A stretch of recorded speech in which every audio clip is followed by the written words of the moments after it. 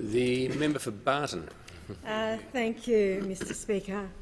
Mr Speaker, I would like to start this condolence motion by recognising that we gather together on Ngunnawal country. It is appropriate when we are speaking about Robert James Lee Hawke. Of course, he was our longest-serving Labor Prime Minister and the member for Wills in Melbourne's North from 1980 to 1992.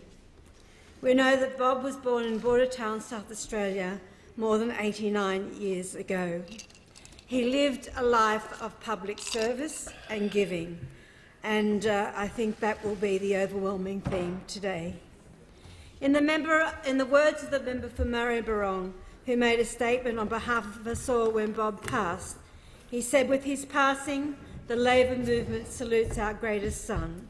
The Labor Party gives thanks for the life of our longest-serving Prime Minister, and Australians everywhere remember and honour a man who gave so much to the country and people he cared for so deeply.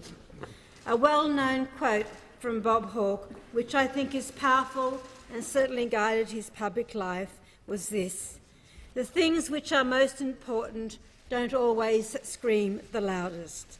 How true that is, and how important that all of us in this place remember it. Bob is genuinely mourned by Australians, those who voted for him and those who didn't. That was what set Bob apart, his ability to reach across those things that divide us and unite Australians. The last time I saw Bob and Blanche was at the Woodford Folk Festival, along with Tony Burke and Anthony and many others. Christmas just gone. The wonderful Blanche attended many forums. For the most part, Bob sat in what was known as the Kremlin, a collection of buildings and tents from where Bill Horrocks and his trusty team ran the festival. His body was indeed frail, but his mind totally attentive, and his eyes lighting up with conversation. He was friendly, happy to see you, charming and compassionate. Just as he was when I sat with him at the leader of the Labor Party's 20th anniversary celebrations at the at the Hurlston Park RSL Club. Bob made a rousing speech that night. It moved us all. And as the leader has said, that much thumbed post-noted autobiography launch, I also listened to Bob, and like everyone else, was completely awe-inspired by his capacity. Bob Hawke offered a vision for an inclusive, forward-thinking Australia. He is able to tap into Australia's sense of fairness to find the rightful place for First Nations people. He transformed the conversation on land rights and self-determination. He announced the 1987 Royal Commission into Aboriginal Deaths in Custody, which examined the death of Aboriginal people in custody during the 1980s. He established ATSIC, giving Aboriginal and Torres Strait Australians elected representation and a say over our own affairs. Huge steps forward, Mr Deputy Speaker. And despite the troubles of ATSIC in the latter years and its abolition, Bob Hawke laid the groundwork for a voice to Parliament and for self-determination. He increased funding for services and programs that benefited First Nations Australians. And Bob was the Prime Minister when Uluru Katajuka was handed back to the traditional owners. At Bob's memorial, I related that in my home I have a rare screen print of that handback, signed by the traditional owners Reese and Cassidy Uluru, Nipper, Nui, Minty and Tari, Kanari and many others. 6 of the signatures on that screen print are marked with a cross. In 1988, Bob received the Barunga Statement, a statement that sits in this House. If there's one thing that every member should do today is go and have a look at that statement on level 1. It was a statement on bark. It called for self-determination, land rights and recognition, and resulted in the Prime Minister committing our country to a treaty-making process. Bob's response dispelled the false dichotomy and fear-mongering that Indigenous advancement meant a loss for non-Indigenous Australians. Bob knew it meant advancement for all. 31 years ago, Bob Hawke said in Barunga, it was a bicentennial year, I've asked all Australians to understand that those 200 years, which came on top of 40,000 years of Aboriginal culture, traditions and civilisation, that it is the Aboriginal people who were the prior occupiers and owners of this land. But it's incumbent on all of us in this place to make good on that very genuine committee, to advance a commitment, to advance reconciliation and make sure a treaty with First Nations Australians is delivered. And on a very personal note, I had the honour, Mr. Deputy Speaker, to deliver the acknowledgement of country at the memorial services of both Bob and Hazel Hawke.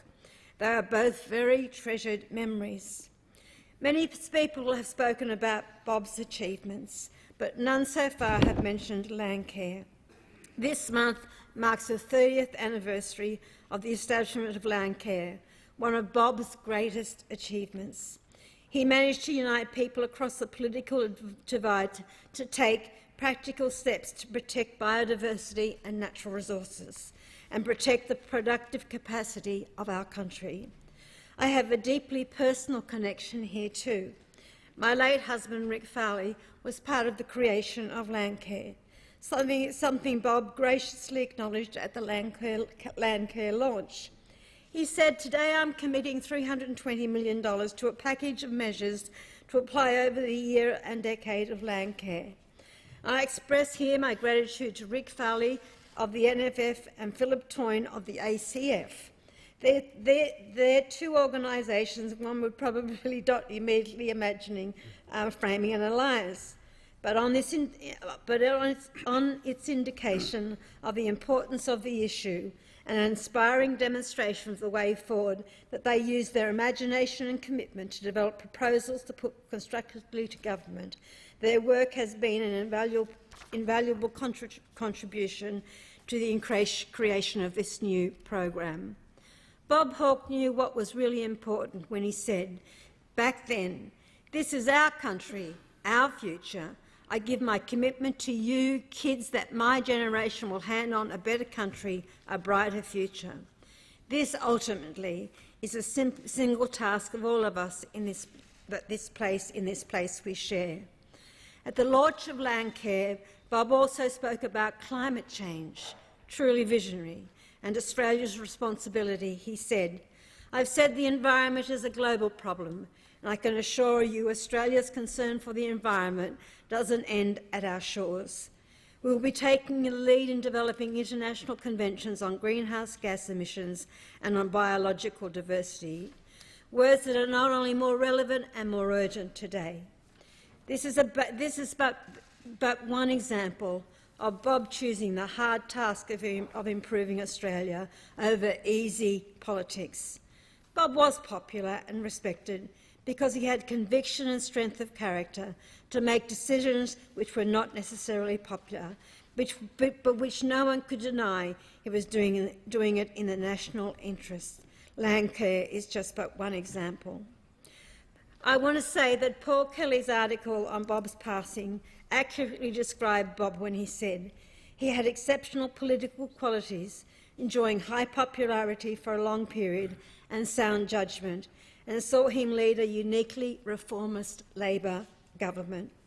As a consequence, Bob's legacy is all around us. You will hear it today many times. The Medicare card, the Year 12 completion rates, universities that are open to all based on merit.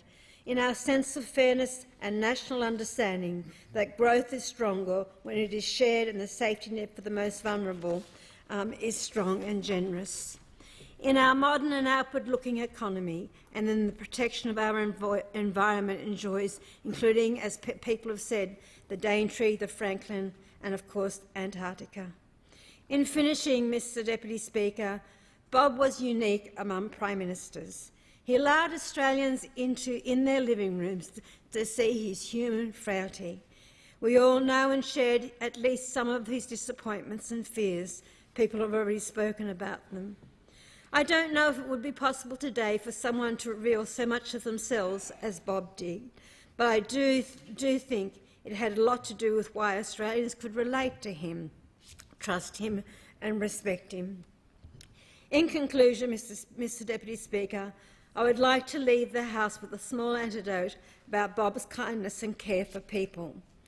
Some years ago, as member for Canterbury in the New South Wales Parliament, I helped Bob's stepson, Louis, Blanche's son of course, who was being evicted from an artist collective in Summerhill. Weeks later, and completely out of the blue, I got a call from Bob to thank me for helping, to thank me for doing my job, to thank me for being caring. It is a great example of the calibre of Bob Hawke. To Blanche and family, and of course remembering Hazel, we say KO to a great Australian. Yeah.